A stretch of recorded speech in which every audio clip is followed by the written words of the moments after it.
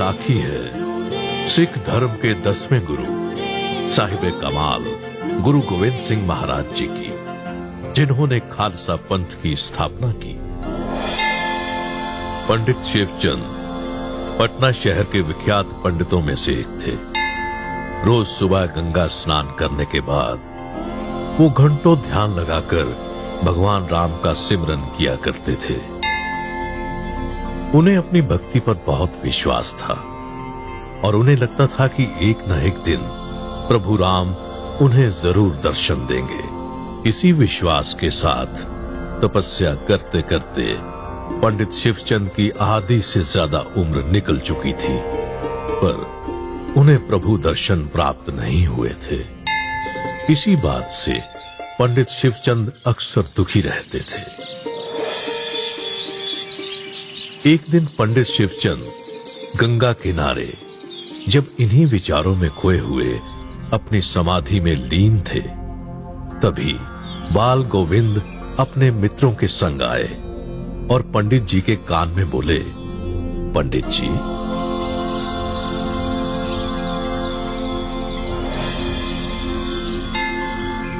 पंडित जी ने जैसे ही अपनी आंखें खोली तो उन्हें साक्षात प्रभु राम के दर्शन हुए। पंडित जी ने अपना शीश गुरु जी के चरणों में नतमस्तक किया और अपने आप को उनके प्रति समर्पित कर दिया।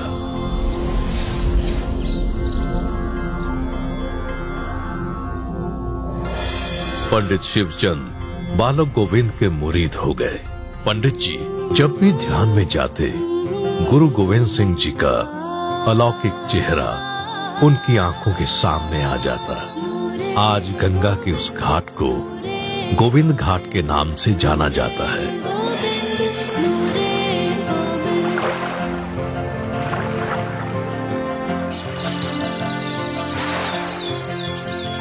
बालक गोविंद बचपन से ही बड़े तेज और हिम्मत वाले थे। 5 वर्ष की आयु में उन्होंने तैरने में महारत हासिल कर ली थी। बालक गोविंद को गंगा में तैरना बहुत पसंद था।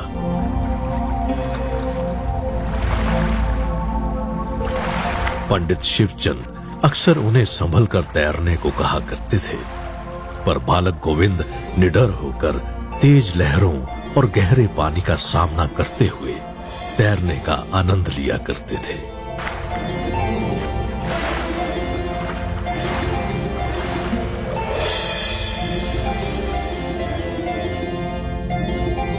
एक दिन राजा फतेह चंद और उनकी पत्नी गंगा के किनारे पंडित शिवचंद को मिलने आए।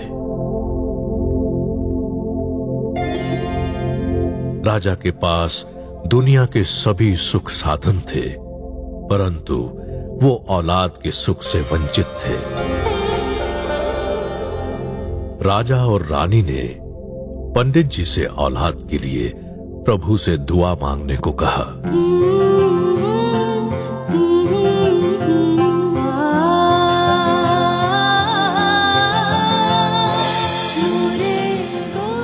पंडित शिवचंद जी ने उन्हें बालक गोविंद के नूर के बारे में बताया। पंडित जी ने राजा और रानी को बालक गोविंद का ध्यान करने को कहा। राजा ने कहा, जिस बालक को हमने देखा तक नहीं, उनका ध्यान हम कैसे कर सकते हैं? राजा और रानी की बालक गोविंद के दर्शनों की अभिलाषा बहुत जल्द पूरी हो गई।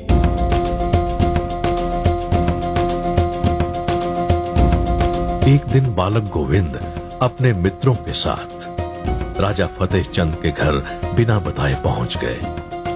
उस वक्त राजा और रानी दोनों ध्यान मुद्रा में थे और रानी औलाद के लिए दुआ मांग रही थी।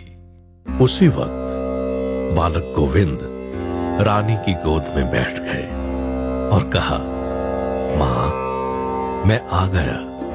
रानी ने अपनी आंखें खोली और बालक गोविंद का नूरानी चेहरा देखकर भावुक हो गई।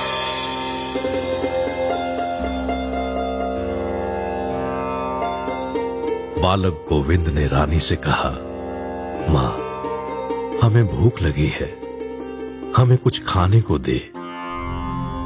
रानी जब फल और मिठाई मंगवाने लगी तो बालक गोविंद ने कहा कि वो फल और मिठाई नहीं, बल्कि मां के हाथ की पूरी और छोले खाएंगे। ये सुनकर रानी बहुत खुश हो गई। बालक गोविंद ने रानी के हाथों से खाना खाया।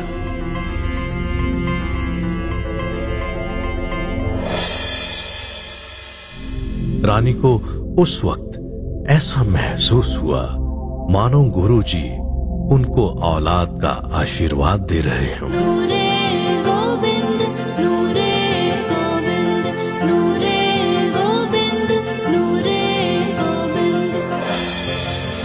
उस दिन के बाद बालक गोविंद राजा और रानी के घर अक्सर अपने मित्रों के साथ आते रहते थे। उन्हें वहां का बगीचा बहुत पसंद था। बालक गोविंद उस बगीचे में अपने मित्रों के साथ सारा दिन खेलते रहते और वहां पर पेड़ पौधों को पानी देते और वहां के माली की भी मदद किया करते थे। बालक गोविंद को ये सब करते हुए बहुत आनंद प्राप्त होता था।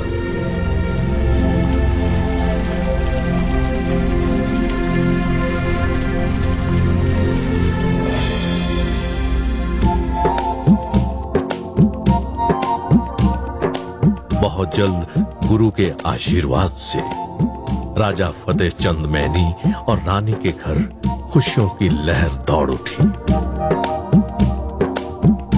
उनकी बरसों की मुराद पूरी हो गई और उनके घर एक सुंदर और स्वस्थ पुत्र ने जन्म लिया। जब बालक गोविंद पटना छोड़कर आनंदपुर साहिब जा रहे थे, तब राजा ने अपने उसी घर को गुरुद्वारा बना दिया। आज उस गुरुद्वारे को मैनी संगत के नाम से जाना जाता है और आज भी वहां पूरी छोले का प्रसाद दिया जाता है।